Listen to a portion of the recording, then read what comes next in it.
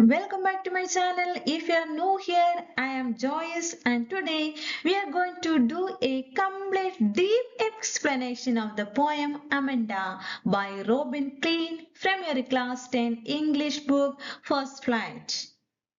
This poem is all about a young girl named Amanda who feels trapped by constant instructions and rules from the adults around her. And she escapes into her own imaginary world for peace and freedom. So let's dive in stanza by stanza with word meanings, tune, and in-depth explanation. Are you ready? Let's move. Come with me. Okay, first of all, stanza 1 explanation. Don't bite your nails, Amanda. Don't hunch your shoulders, Amanda. Stop that slouching and sit up straight, Amanda. Here, the poem starts with a series of commands. We can understand here, don't. That is a command. Starting with command. Yes, Amanda is being constantly corrected by an adult. Most probably like her mother. She's told not to bite her nails in first stanza. Don't bite your nails. What is the meaning of first stanza? Her mother told not to bite her nails. In second stanza, you can see there, don't hunch your whole shoulders, Amanda. Hunch means, do you know the meaning of hunch? To bend your backward, bend. What is the meaning of hunch? Bend. Okay, in second stanza, their mother told not bend her shoulders and sit straight and to sit straight. And third one is it is telling stop that slouching and sit up straight, Amanda. Slouching means sitting or standing lazily with your body drooping. Okay. So once again I am telling an explanation of this stanza 1. This stanza perfectly captures how children are often expected to follow a list of don'ts. The adult's voice sounds controlling and impatient, while Amanda's name is repeated again and again. Amanda, Amanda, Amanda, 3 times we can see here, symbolizing nagging and authority. Amanda feels frustrated because even small actions are judged. This stanza shows the pressure of constant supervision children face every day nowadays. Second stanza, there is a languid emerald sea where the sole inhabitant is me, a mermaid drifting blissfully. Once again, there is a languid emerald sea where the sole inhabitant is me, a mermaid drifting blissfully. Now Amanda escapes into imaginations. In first stanza, their mother told something, so you don't do Amanda, Amanda, in this way. In second stanza, Amanda escapes into her imagination. She imagines herself as a mermaid, alone in a calm green sea, moving peacefully with the waves. Here, three hard words are there, I think. Languid, emerald, blissfully. Maybe you know this meaning. What is the meaning of languid, you know? Relaxed, otherwise unhurried, relaxed, languid. There is a languid emerald sea. Emerald means bright green color. Sea. What is the meaning of emerald? Bright green color. Blissfully, where the sole inhabitant is me, a mermaid drifting blissfully. What is the meaning of blissfully? Perfect happiness only, perfect happiness. Amanda's dream world is completely opposite to her real life. Amanda has a dream world, but what's happening in her life? Oppositely. So her dream world is completely oppositely. In her imagination, she is free, beautiful, and peaceful, far away from scolding voices and rules. The emerald sea symbolizes here freedom and calmness. Emerald, bright green color sea, symbolizes here freedom and calmness. While the mermaid represents Amanda's wish to live on her own terms. We know that mermaid is Amanda's wish to live on her own terms. Though her imagination, she escapes reality, a common reaction of children who feel misunderstood. That is the meaning of second stanza. Now we can go to third stanza. Did you finish your homework, Amanda? Did you tidy your room, Amanda? I thought I told you clean your shoes, Amanda. In stanza, the adult words come back. In first stanza, we learned. In second stanza, we have learned about her imagination. Then in third stanza again, what is here? Adult voice. What? Did you finish your homework, Amanda? Did you tidy your room, Amanda? I thought I told you to clean your shoes, Amanda. Asking Amanda about her responsibilities. She's being questioned and reminded about things like homework, cleaning her room, and polishing her shoes. Did you finish your homework? Who is asking here? Amanda's mother. Did you tidy? Tidy means clean. Did you clean your room, Amanda? I thought I told you clean your shoes. Did you clean your shoes, Amanda? Amanda, Amanda, Amanda, repeating Amanda's name and giving command also. She's being questioned. This part of the poem shows the daily routine pressure that children experience. The adult voice is not otherwise so soft. It's more about control and discipline. Amanda probably feels that nothing she does is ever good enough. This builds the contrast between the real world of orders and the imaginary world of one side, a real world of orders are there. That is reality. But in another side, what is there? The imaginative world of freedom. There she is free only. She is beautiful only. Her calmness is there.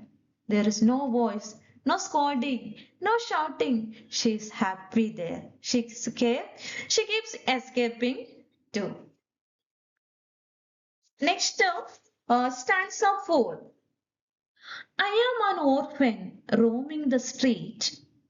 I pattern soft dust with my hushed bare feet. The silence is golden, the freedom is sweet. Once more. I am an orphan roaming the street. I pattern soft dust with my hushed bare feet. The silence is golden, the freedom is sweet. Amanda imagines she is an orphan. What is the meaning of orphan? You know, a child without parents. Okay, yes. What is the imagination only? But without parents walking freely on the streets. If there is my parent, what will happen? These types of Amanda, don't do this, do this, don't do this. He wants to listen these types of words. If I am an orphan, I can do anything. I can go everywhere. No one is there for scolding. She moves quietly, making patterns in the dust with her feet. I pattern soft dress. I am on a first line. I am an orphan roaming the street. I can freely walk on the street. Second line, I pattern soft dust with my hushed bare feet. Bare feet means naked feet without slippers, without sandals. Hmm? Any footwear. Okay, without footwear, I can walk. She moves quietly, making patterns in the dust with her feet, enjoying peace and silence. What is the meaning of hushed? Quiet. Okay. Next, pattern means to make designs without my what is that chappals, slippers. I can do patterns wear on the sorry in the dust. Okay, next, even though the word orphan sound here, orphan means a child without parents. But in other side we can say the word orphan shows here sad mood also. Okay, Amanda doesn't imagine loneliness. She imagines freedom only. She's not scared or feared or unhappy. She is peaceful. Her last line, the silence is golden, the freedom is sweet, shows how much she values quietness and independence. Silence is golden, freedom is sweet. Means the silence is golden means that is showing the silence only, quietness. The freedom is sweet, independence, freedom, free, that is sweet. Okay, that means she wants silence and freedom. It's cry for space and emotional peace that every child sometimes wished for. Next is stanza 5. Don't eat that chocolate, Amanda. Remember your acne, Amanda? Will you please look at me when I am speaking to Amanda? Again, her mother. Don't eat that chocolate, Amanda. Remember your acne, Amanda? Will you please look at me when I am speaking to you, Amanda? That at once, Amanda again. This time what is no advisor? Don't eat chocolate, Amanda. You not to eat chocolate because it might cause pimples. Acne means pimples. She also scolded for not paying attention while being spoken to. Their mother was shouting there, but Amanda was not looking at her mother's face. That's why she was angry. So she told, what is that? Ah, last sentence said, will you please look at me when I am speaking to you, Amanda? Means you have to pay attention while being spoken. Acne means all members know that a skin problem causing pimples only. Okay, this stanza shows, this three stanza shows how even small joys like joy means happy, eating chocolate are restricted. Amanda is a small girl only. That's why she likes chocolate. Okay, that is a small joy only. But that is the restricting area only, restricted for Amanda. The adult voice here is strict only, even a little harsh. Amanda feels emotionally exhausted. She doesn't even respond anymore. It shows how constant criticism can make a child emotionally shut down. The adult cares about appearance and behavior, but not Amanda's happiness.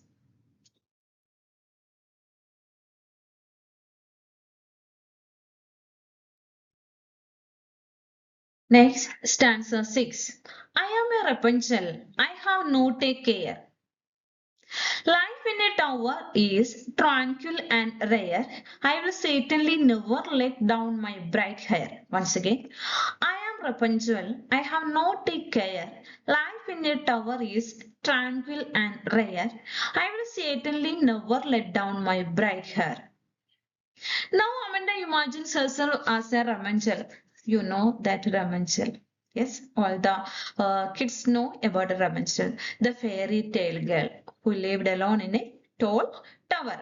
I think you know the story. Rapunzel was isolated alone, but Amanda likes that idea because it means peace and no scolding. Actually, this Rapunzel isolated only, alone only, but this feeling, this idea for like Amanda likes. Why? Because there is freedom. There is a peace. There is no scolding. That's why Amanda likes that idea. What idea? This Rapunzel, he was sorry, she was isolated. That idea. I am Rapunzel. I have not care. Life in a tower is a tranquil and rare. Tranquil means peaceful. Don't forget. What is the meaning of tranquil? What is that? Peaceful. Rare means special only. I will certainly never let down my bright hair. In her fantasy, Amanda feels completely free. And she doesn't have to follow rules, answer questions, or listen to anyone. And she says she will never let down her bright hair. Last stanza. What's the meaning? She will never allow anyone to enter the peaceful world. If you know the Rapunzel story, you can understand. Rapunzel had long hair. Okay, that's why someone saw her. Okay, that story I'm not explaining here. I have not time. Okay, but Amanda is telling here she will never allow anyone to enter her peaceful world. Okay, that's why what is that? I will never let down her bright hair. This shows Amanda's deep desire for isolation from controlling adults. Why? Because Amanda's mother always scolds her, shouts her, orders her, commands her. She did not like those. Okay, that's why she likes freedom. Her deep desire for isolation from controlling adults and her wish to protect her peace. The poet uses this to highlight how children often prefer silence to endless criticism. Okay, then the last stanza, stanza 7. Stop that sulking at once, Amanda. You're always so moody, Amanda. Anyone would think that I nagged at you, Amanda. Stop that sulking at once, Amanda. You're always so moody, Amanda. Anyone would think that I nagged at you, Amanda. Again, dear mother. Sulking. Stop that sulking at once. Sulking means being silent or bad-tempered. What's the meaning of sulking? Silent. Stop that silence at once, Amanda. You're always so moody. You're always in sad mood only. Okay, Amanda. Anyone would think that I nagged at you. That it notices Amanda's silence and calls it sulking. She's told to stop looking unhappy and moody. Anically, the other says anyone would think that I nagged at you. Nagged means repeatedly scolded repeatedly. Anyone would think that I nagged at you without realizing that she actually is nagging her.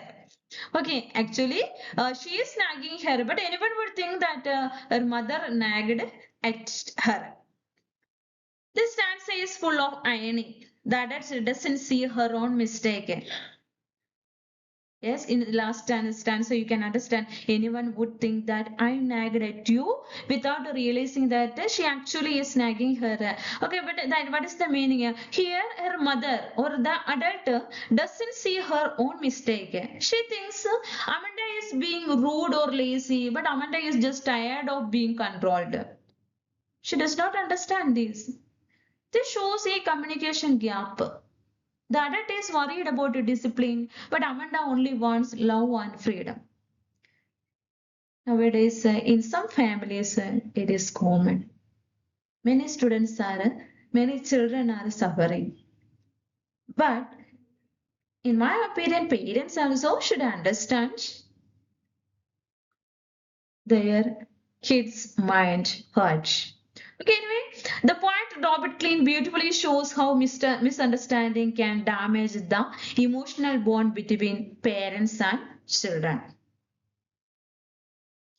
So, I have explained all the stanzas. Here a glossary languid. I already explained languid means relaxed. Drifting means moving slowly. Pattern means make patterns. Triangle means calm.